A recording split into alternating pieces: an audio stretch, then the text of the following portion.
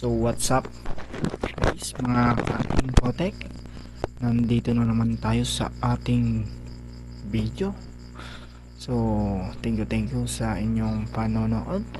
So sa video ito guys, mga ka-infotech, ituturo natin kung paano ba gawin yung mga operations dun sa ating SQL log. Yan. Okay, so simulan natin. Yung first step lang guys, mga ka-infotech, is pagranin lang natin yung ating local server na WAM server. So kung paano ba ito pagranin is nasa past video na ating pinost. Okay, so yung mga gustong matuto kung paano ba pagranin tong WAM server is panoorin nyo lang yung ating last video na pinost. Okay, then kapag natapos nyo, punta na lang kayo dito. Okay, so the first step is yun. Tingnan natin kung nag-aaran ba. So itong logo ng ating WAM service at is orange or green. Okay, yan. So next is punta tayo sa my SQL log. So yun, so siguro doon natin na may naka-install na SQL log dun sa ating laptop at sa WAM server. Okay, yan, click natin yung SQL log, double click, then makikita nyo yung ating connect na form. Okay, kung paano ba mag-connect dito sa SQL log is mapapanood nyo dun sa ating past video na pinost rin dun sa last na video. Okay, so yun, click lang natin tong connect, then yan, ganito dapat magpapakita sa inyong monitor. Okay, so mga ka-infotech, itong nasa left side na to is mga database, tapos ito yung connection. Okay, yan yung connection. So yung first na operation na ituturo natin sa inyo is yung paano ba mag-create ng database using SQL log. Okay, so the steps in creating database is punta lang tayo dito sa may admin at localhost. Yan, right click lang natin to, then makikita natin yung create database na button or yung control D na kanyang shortcut key. Okay, create database. Yan, then dito tayo sa my form na papangalanan natin yung ating database. So sa pag-create ng pangalan ng database is kailangan natin ng extension na DB, or ibig sabihin is database. So yun, database or DB.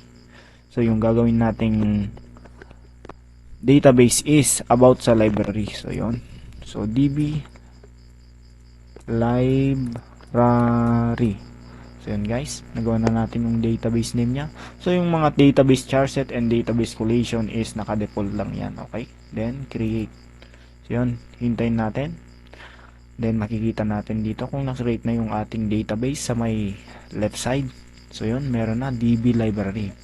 So next naman na ituturo natin sa inyo kung paano ba mag-create or mag-add ng table sa ating database. So yun, click lang natin tong plus, then click natin yung tables, right click, then makikita natin yung create table na button. So to, click lang natin to. Yan. So then, gaya dun sa may database, lalagyan din natin ng pangalan dito sa may table. So the same dun sa ating database, dito sa may table kailangan din ng extension na TBL or means table.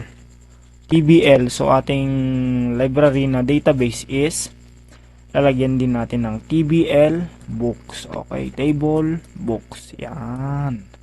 Okay, so yun, na-create na natin yung table books na pangalan.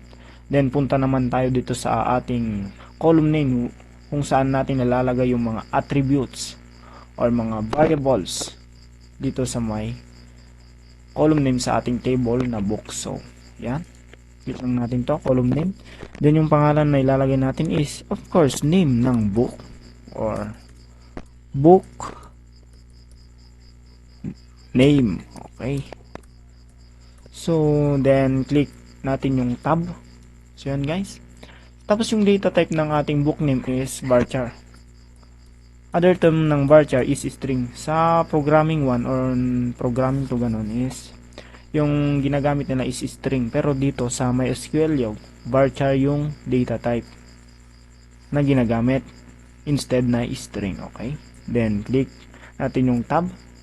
Then ilalagay naman natin yung length ng ating variable na book name. So yung length ng book name is 30. O yun. So yun. So naglo-loading siya. Yan. Save na yan. Then click natin yung next. Yung pangalan nito is next naman is yung book ID. Book ID. Okay, book ID. Yun. Then click natin yung tab. Then mag-choose tayo ng data type. So book ID means number. So yung data type ng book ID is int. Okay. Click tab.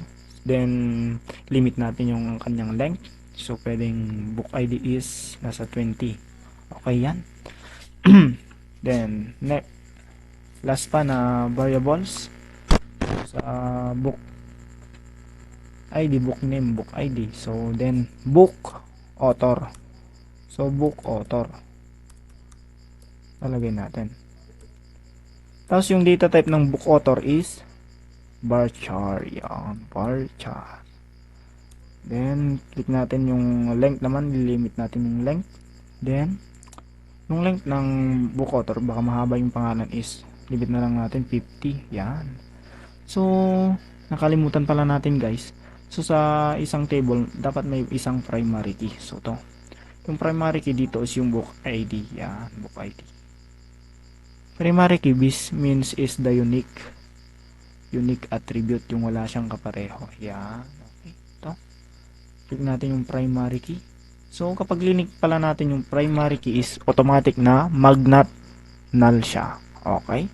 So yan. Na-create na natin yung mga tables, names, and yung mga variables. Okay. Click lang natin yung save. So yan. Then kita natin dito, table created successfully. Okay, do you want to create more tables? So sa ngayon is click natin yung no. Yan. Okay. Okay, so yun guys, nandito na yung ating table na create na. Yan. Okay, di ba? Simple lang. Simple. Yeah. Simple. So next naman na operation na ituturo natin sa inyo kung paano ba lagyan ng values or i-populate tong tables na ginawa natin. So yun, X muna natin to. Okay, then punta tayo dun sa may table books, right click, then click natin tong open table. Yan. Okay, yan na guys, pwede na natin siyang lagyan ng values. So book name, example is book name is Titanic. Yeah, Titanic daw, Titanic. Okay. Then tab, book ID is 2210-265. Yan. Book author, ilalagay natin tab. Book author. Pangalan is Kobe. Yeah, Kobe. Yan, Kobe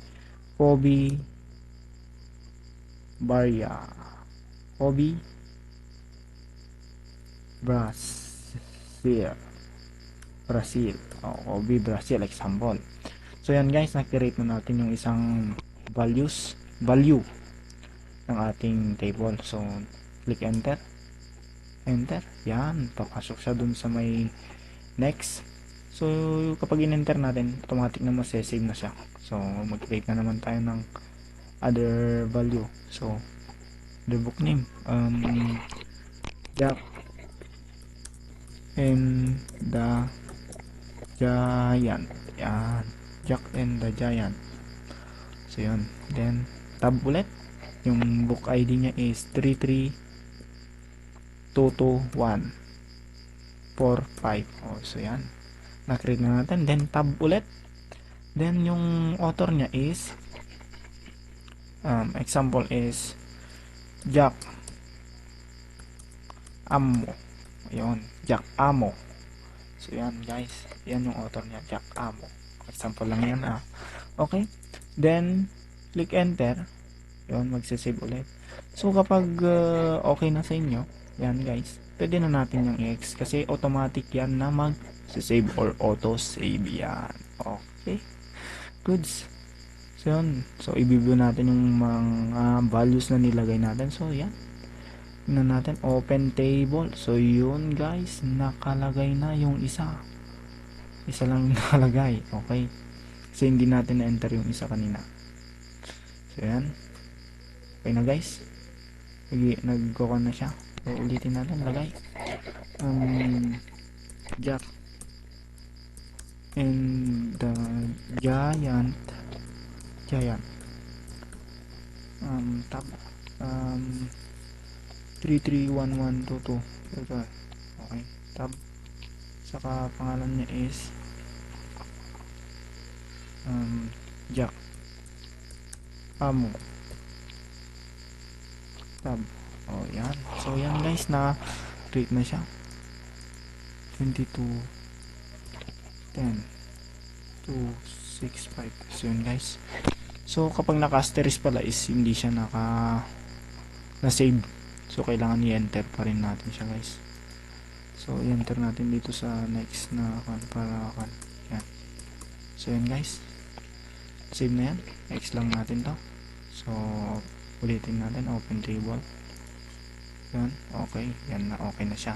Kalagay na yung ating book ID saka yun. Okay. Goods. Yan guys. So, yun muna guys yung ating ituturo. So, kung paano mag-create ng database, mag-create ng table sa ating database, and then mag-populate or maglagay ng values sa ating tables. Yun guys, thank you sa panonood. So, yung next na mga operations tuturo natin sa next na tutorial kasi mahaba na yung ating video. Okay, thank you.